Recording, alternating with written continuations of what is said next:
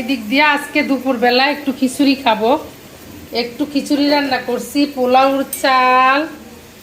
পোলাওর চাল দিছি, মুগ ডাল দিছি, মুসুরির ডাল দিছি, একদম কম মশলা দিয়া কাঁচা মরিচের। এই যে দুপুরবেলা একটু খিচুড়ি রান্না করতেছি। এদিক দিয়ে এই যে খিচুড়ি একটু আলু সিদ্ধ করে নিচ্ছি। এই আলুটা আমি খিচুড়ির মধ্যে দুইটা দিচ্ছি। আর এটা রাখছি যে রাজা হাঁসের মাংস রান্না করতেছি অল্প একটু, কেউ খাইবো না, এই কারণে আমি এক বক্স নামাই নিচ্ছি। আমি রান্না করতেছি, আমি একাই খাবো।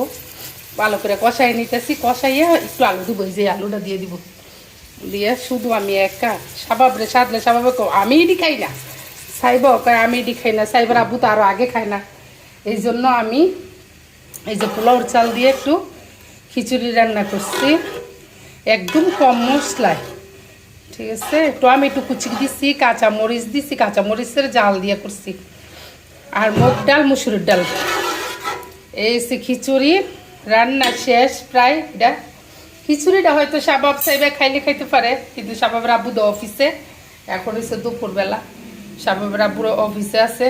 আর রাত্রে যেহেতু আইব, রাত্রে আর এই বাসি খিচুড়ি খাইতো না, এই কারণে আমি একটু খাবো। শাবাব সাইবা সাপিহাও খাইতে চায় না।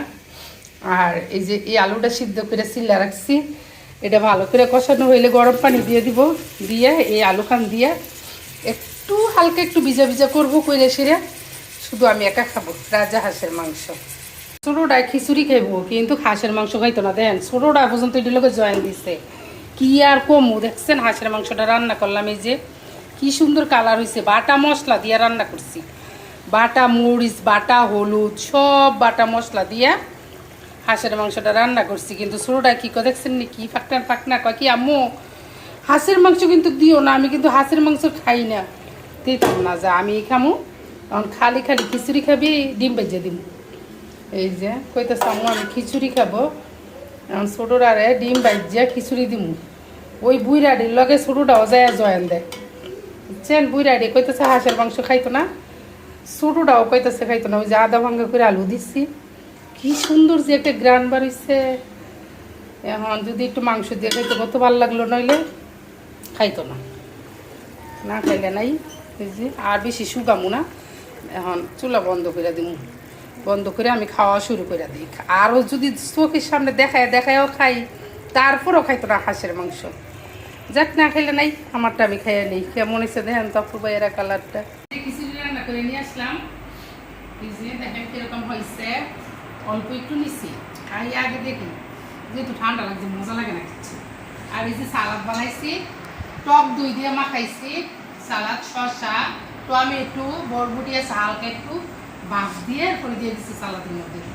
এই সালাদটা কালকেও বানাইছিলাম, অনেক মজা হয়েছে। আজকে আবার বানাইছি টক দই দিয়ে, এরপরে পিঙ্ক সল দিছি, দিয়ে মাখাইছি, ধনিয়া পাতা দিছি, কাঁচামরিচ দিছি, শসা দিছি, টমেটো দিছি, অনেক কিছু দিয়ে বানাইছি, অনেক মজা হয়েছে।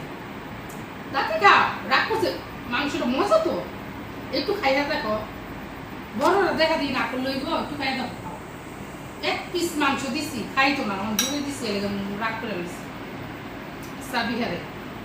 একটু এটা হাঁসের মাংস না, এটা গরুর মাংস।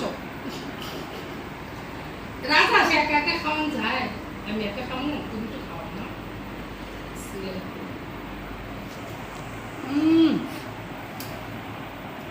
একদম সেই হয়েছে খিচুড়িটা।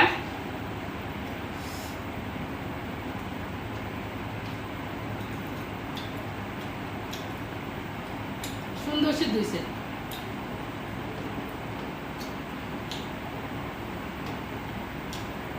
ঠিক আছে, খিচুড়ি রান্না করছি, একা একা খাইতেছি। আর সাবিহা বলছে, কিন্তু সাবিহার মাংস দিয়ে দিকে খিচুড়ি খায় না। সাবিহার মুখটা দেখাও, বুঝে একটু খাও, একটু যে গরুর মাংস, এটা হাঁসের মাংস না, একটু খাও।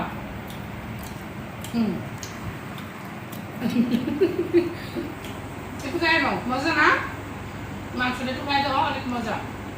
ঠিক আছে, তাহলে আপু ভাইরা খিচুড়ি রান্না করলাম, খাইয়ে নেই।